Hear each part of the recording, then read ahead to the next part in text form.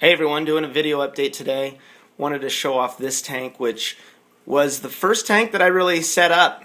It's about 10 months old now, and when I initially wanted to get going in the hobby, I was pretty fascinated with North American fish and plant species. I kind of wanted to do a biotope tank, and so what I've got in here is there's some Bacopa Carolina right here, and I like this plant. It's not messy, it doesn't drop leaves very often, and easy to propagate. You just look along the stem for where roots come out eventually. They kind of will trail from up here, and then you can cut right below there, stick this new part in the gravel, and then the part that you've left will either branch or kind of make another single stalk that goes up. So it's kind of nice, it's neat and tidy. You can clump them together, you can spread them out,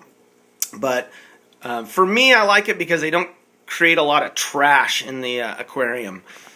And I'm sure some of you have got those species of plants that they're beautiful but they drop a lot of leaves, so I like those guys. The downside, I would say, is that they do get a little bit of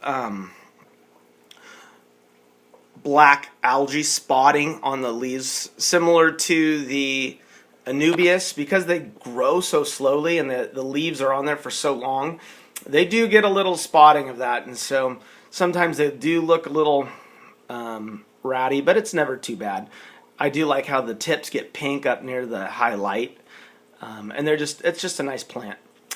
The other thing in the back there is northern milfoil, and I went and actually pulled that out of a lake, so in Northern California, and you can tell there's an invasive species of milfoil going around, the Eurasian milfoil, and this North American native. Now, both can be problems for waterways, but if you look in here, if I can show you the leaves, you see how they're really kind of Spartan.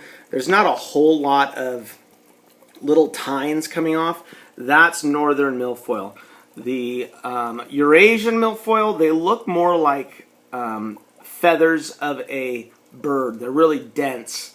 So that's one way you can tell. I would never even recommend anyone throwing this away, or just make sure if you're pruning it, go straight to the composter, because it could get loose, and even though it is a native, it's still a problem species. But just be careful if you guys are out there collecting plants, which is great and it's fun to do. Make sure that you try to get the northern milfoil, not the Eurasian milfoil. So one thing with this guy, when I pulled him out of the lake, it's in Northern California, so it's quite cold.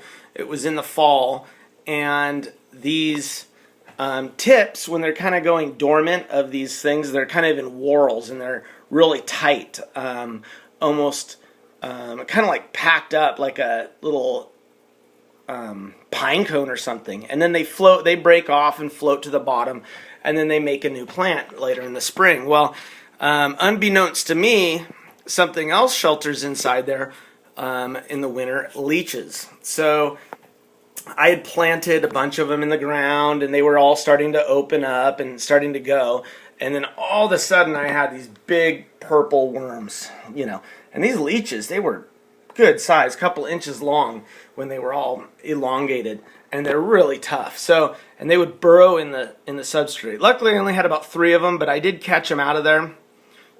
So that was a little shocking for me. I didn't have any fish in here at the time, just plants. I was just kind of cycling the tank. So I got those out of there, and that was a little surprising for me. So, that would be one thing I would say, that if you're collecting plants from a lake or a stream, to make sure either it's in the summer when everything's opened up and you can really rinse them well, or somehow give them a little bit of a mild bleach solution, which is probably a good idea anyways, just to kind of clear it up and get anything that's in there.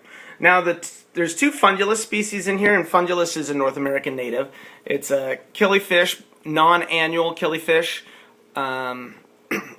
They lay eggs There's two there. There's a Fungulus olivius or oliviaceus. It's a black spotted Topminnow, and they've got this kind of brown olive top side and very pale white underside with a line around the midline of the fish. Really cool. They're kind of elongated, have this real kayak type shape, and they are really an obligate surface guide. They like to be right up here at the top. They will go down a little bit to feed low, but they really are almost always within the top couple inches of the tank. The other one that's in here is Fungulus escambiae, which is the russet finned. They've got this kind of pasty, kind of ghostly white shape with red spots all over them, and they're very shy. There's a couple right there, but boy, they're, if I can even focus on them. They've got the males have a nice black dot. The females, well, I guess both species or both sexes do. The male seems to be a little bit more pronounced. Again, like a lot of the Fungulus, it seems like the males are a little bit smaller, skinnier. The females tend to get a little bit more robust, probably because of all their egg-laying structures inside where they kind of store up eggs. So there's about 6 of those in there. There's only 2 of the the black spotted Topminnows. I have a feeling that tank breeding of these guys is kind of difficult. I think they need to kind of come out of a spring season, or you really need to work a little bit to try to get your season them a little bit in terms of, adding cold water, probably soft water to simulate monsoon rains. A lot of these fish are found in the South, Florida, Alabama, that kind of area. So they have different climatic triggers than we would ever have here in California. So I have a feeling that's probably what you would need to do, but they're awesome. And so those might be a project for an outside tub. See if I can bring them out in towards the end of mild winter or something like that, early in the spring, and see if I can get a tub that's fully planted and ready to go and loaded with a lot of larvae, mosquito larvae, things like that might really trigger their spawning. But they're great looking. I wish I had a little bit more of them, but they're a pretty big fish for a 10-gallon tank. So the other species, obviously, is the Platies, and those were kind of added as an afterthought. I wanted a little bit more activity in here, and I got these Rainbow Platies. And I've thinned these out. I've actually had a couple drops that I've actually sent to the local fish store for trade them in for algae wafers and all the expensive food that you tend to buy. So that's actually worked out pretty well. I've got one male, but he doesn't seem, I think he's not the right species. I think he's slightly different. The females don't seem too interested in him. But they've, there was a male in here. He's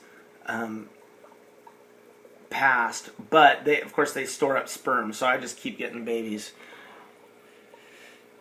One of the non-native things in here, obviously, in terms of plants, I've got the Anubias on that piece of driftwood there. And it's done pretty well. Initially, before I had a lot of growth of the milfoil, the Anubias was just absolutely hammered with black spot algae, just crusted.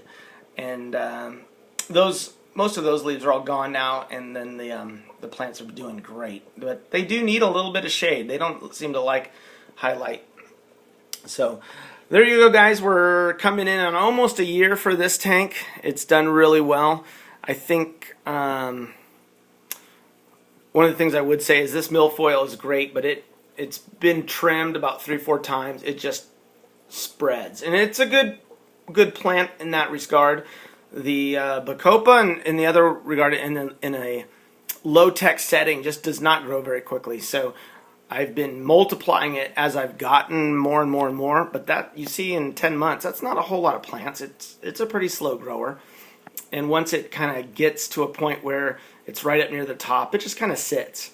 So I like that. It's pretty low maintenance. I think the next time I get in here and really work the scape, I'm going to clump those up a little bit and see if I can make them look a little bit thicker. So, all right, guys. Hope you enjoy this, and we'll talk to you soon. Bye.